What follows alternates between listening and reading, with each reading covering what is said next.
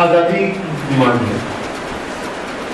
एक और जगह जहां इतने सालों से, इतने दशकों से आजादी की आवाज उठती आई,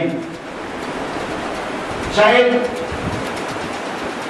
बार बार उनकी चिल्लाने के बाद कि वो क्या चाहते हैं हम सुनने से इनकार कर देते हैं।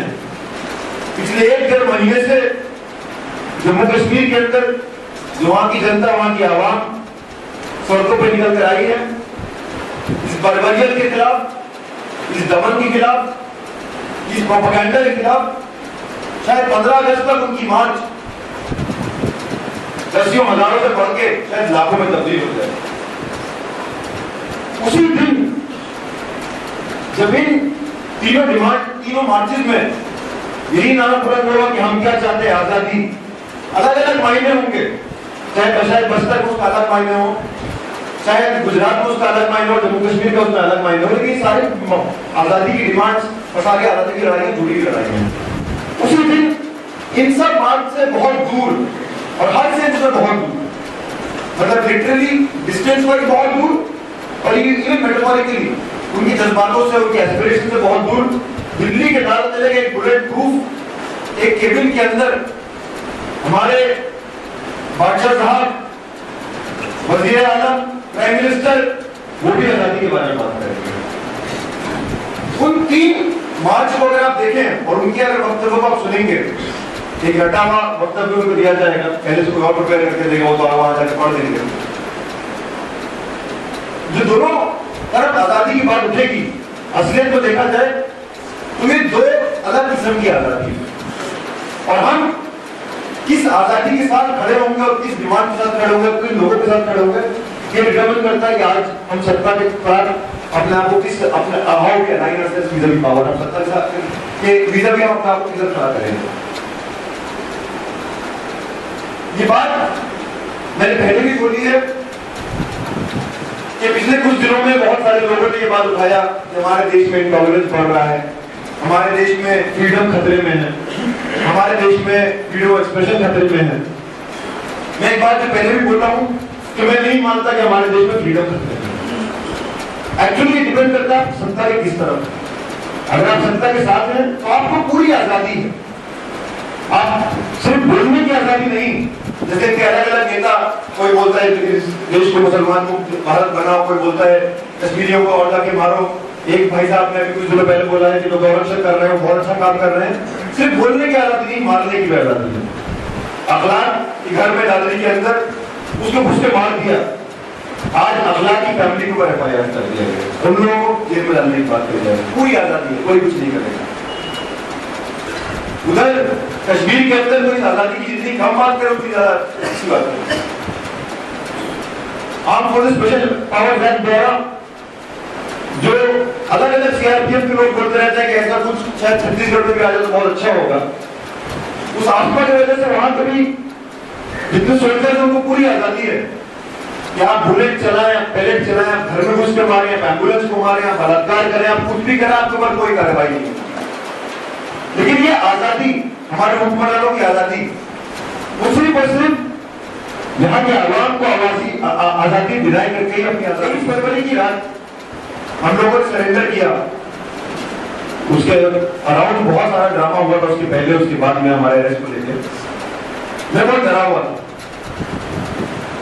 वहां रात के 2 बजे हमको पुलिस स्टेशन के अंदर लेके गए। मैं डरा हुआ था क्योंकि पिछले कुछ दिनों मेरे बारे में ऐसी बातें बोली गई थी, मुझे लगा पता नहीं कौन से केस पकड़ाने वाले हैं। मैं एक्सपेक्ट कर रहा था कि वो मुझसे मेरे सोकॉल्ड जैश मोहम्मद कनेक्शन के बारे में कोई इंटरोगेशन करेंगे। मैं एक्सपेक्ट कर रहा था, जैसे उन्होंने टीवी में बोला, आप ये सही से कनेक्शन है, शायद उसके बारे में इंटरोगेशन करेंगे। मैं एक्सपेक्ट कर रहा था शायद जो मैं उनके हिसाब से 2 बार पाकिस्तान जाकर आया हूँ, जबकि मेरे पास उसके पासपोर्ट नहीं है, उसके बारे में इंटरोगेशन करेंगे। मैं एक्सपेक्ट कर रहा था कि जो मैं 17-18 यूनिवर्सिटीज में अफजल गुरु को लेकर प्रोग्राम कराने वाला था, शायद उसके बारे में इंटरोगेशन करेंगे।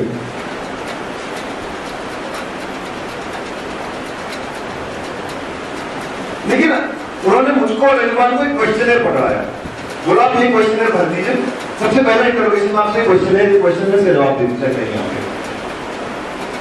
उस क्वेश्चनर में पहले ही कुछ क्वेश्चन में क्वेश्चन है, व्हाट डज आजादी मीन टू यू? मैं परेशान, तो पुलिस मुझे पकड़ कर लाई है, बोला है कि आप जैसे मोहम्मद के मीडिया में बोला है कि आप जैसे मोहम्मद से लिंक है, आप पाकिस्तान होकर आए हैं, आप 17-18 यूनिवर्सिटी में प्लान कर रहे थे, आपने सबको अंजाम दिया है, और अब आप यहाँ मुझसे पूछ रहे हैं आजादी से मेरा मतलब how do I look at Bhagat Singh को कोट कर रहे थे कि आज विचारों की लड़ाई चल रही है। इस दिन जेएनयू के अंदर कन्हैया को बेल मिली, उसके एक दो दिन बाद यहाँ के यूनियन मिनिस्टर है, फाइनेंस मिनिस्टर अरुण जेटली, उन्होंने एक बयान दिया। उन्होंने बोला कि जेएनयू के छात्रों के खिलाफ जो यहाँ की सरकार ने एक वैचारिक जंग छेड़ी थी, उस जंग में हम विजेता हो गए, हम जीत गए हैं जंग। जब यह स्टेटमेंट आया तो मैं और अनिर्बान उस वक्त तिहाड़ में थे, हमने ये स्टेटमेंट पढ़ा, स्टेटमेंट पढ़ के हम हंसे कि हमारे एडवर्सरीज इतने पैथेटिक हैं, हमारे एडवर्सरीज इतने कायर हैं कि उनको विचारों की लड़ाई करने के लिए पुलिस को बीच में लाना पड़ता है। उनको विचारों की लड़ाई करने के लिए पटियाला कोर्ट में 1000 विचार खिलने दिए, देखते हैं किसका विचार ठीक है, क्योंकि आप जानते हैं कि आपके विचारों की लड़ाई में आप विचारों की लड़ाई नहीं जीत सकते, इसलिए आप पुलिस को लेकर आते हैं। और यहाँ आपकी जीत नहीं, आपकी हार हुई, हर एक मौके पे आपकी हार हुई। जब आपने हमको अरेस्ट किया और जब हम रिलीज हुए, दोनों बार आपकी हार हुई। अगर आज मैं किसी मामले में बोलना चाहूंगा, इस पूरे थ्रेट और इंटिमिडेशन के बावजूद, हो सकता है उस दिन भी रात में जब वो क्वेश्चनर पकड़ाया और हमको भरना था, तो मैं यही सोच रहा था कि मैं क्या लिखूंगा, मेरे अल्फाज मेरे खिलाफ किस तरीके से इस्तेमाल होंगे, पता नहीं है क्या क्या होने को बाकी है।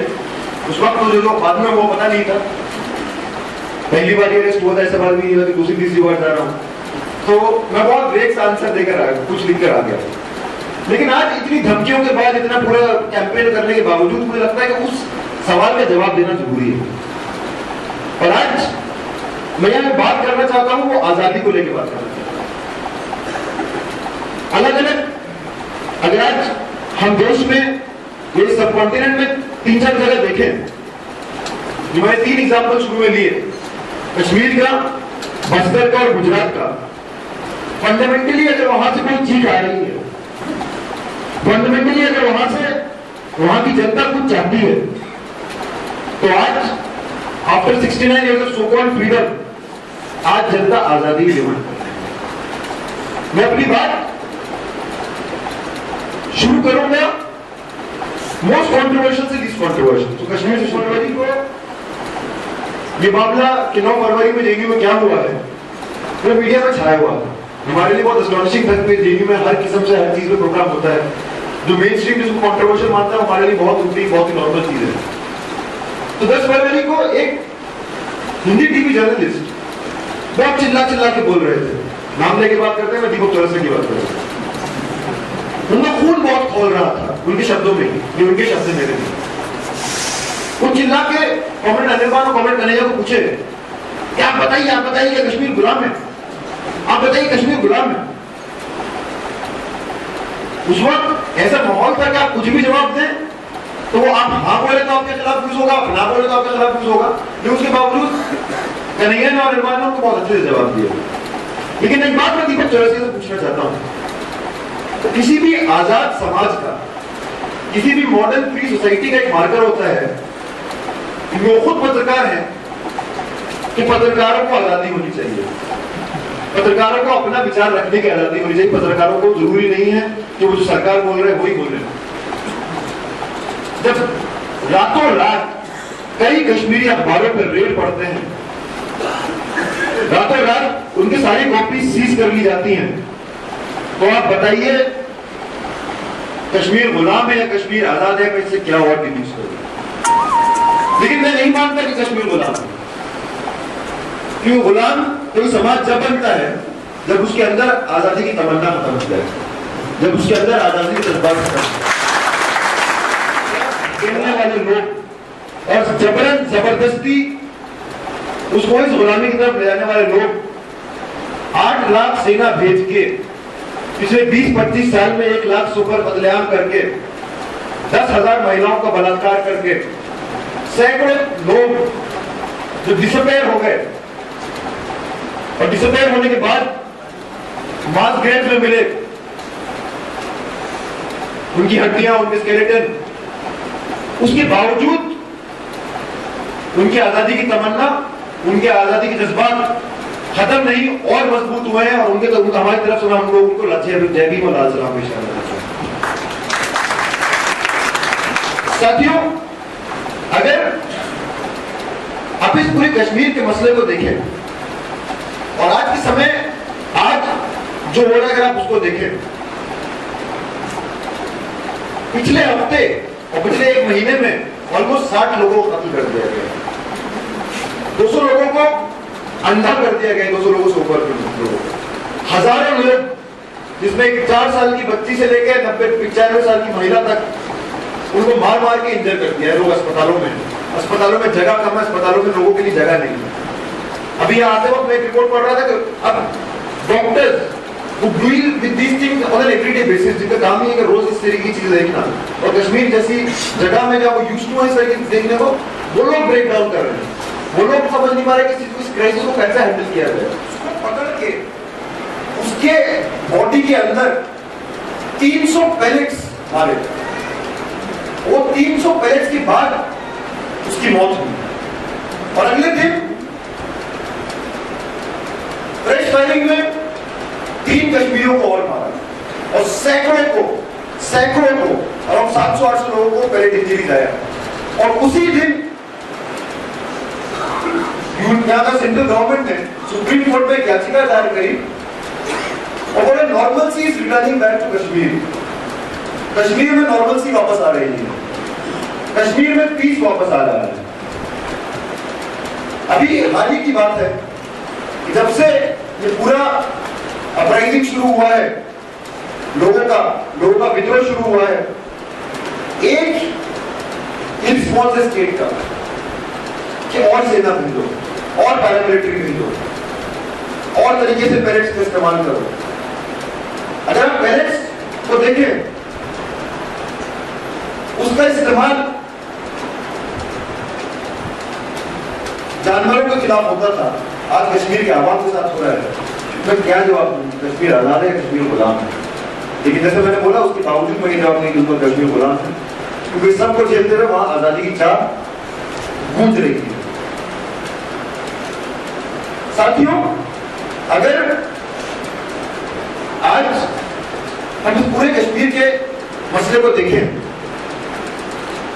हम लोगों को कुछ नैरेटिव्स डिश आउट किए गए हैं। अभी कुछ दिनों पहले की बात है, अपने होम मिनिस्टर की बात करूंगा, जब ये पूरा विद्रोह शुरू हुआ तो बोला इसमें पाकिस्तान का हाथ है। पहली बात नहीं है, जब उमर अब्दुल्ला की सरकार थी और मनमोहन सिंह की सरकार थी तो उनका भी एक रिस्पॉन्स था। ये एक ऐसी चीज है जब बीजेपी और कांग्रेस में बहुत सारी चीजें में कोई फर्क नहीं है, उनसे एक ऐसी चीज कोई फर्क नहीं है। सेम नैरेटिव आपने 2010 में सुना होगा, 114 लोगों को मार दिया गया था, आज वो फिर से बोला जा रहा है। एक सवाल पूछने वाली सवाल है कि जो पत्थर आज वहां कश्मीर के लोग उठा के वहां फेंक रहे हैं, कि वो पत्थर कराची या इस्लामाबाद से आ रहे हैं, वो पत्थर श्रीनगर और बारामूला की गलियों से उठा के रवाना रहेंगे। आप कब तक लोगों को झुठलाएंगे? आप कब तक लोगों को भड़काएंगे कि ऐसे झूठों के साथ? आज जब आप ये दावा कर रहे हैं कि कश्मीर में शांति वापस आ रही है, तो मुझे वो ब्रेक क्यों पंक्तियां याद आती हैं जो 1930 की जर्मनी के समय लिखी थी कि उनका युद्ध उन लोगों को मारता है जो उनकी शांति छोड़ चुकी है। Their war kills whatever the peace is left over. And actually, whether it's peace time in Kashmir or whether it's war time in Kashmir, एक ही कहानी जो हमारे सामने आती है, वो किस किस्म से आज वहाँ एक पूरी आबादी को जबरन पकड़ के रखा गया है उनके विशेष के खिलाफ। जब बार बार हमारे इमेजिनेशन में यहाँ की मीडिया ने ऐसा किया, बॉलीवुड ने ऐसा किया, हमें स्कूल में ऐसा पढ़ाया गया कि कश्मीर हमारे सर का ताज है, कश्मीर इतना एक नेचुरली ब्यूटीफुल एक स्टेट हमारे देश को कंप्लीट करता है। कभी इस पूरे डिस्कोर्स में कश्मीर के लोग आज तक फीचर किए हैं? कश्मीर के लोगों के एस्पिरेशंस, उनके तमन्ना, उनके जज्बात कभी मैटर किए हैं?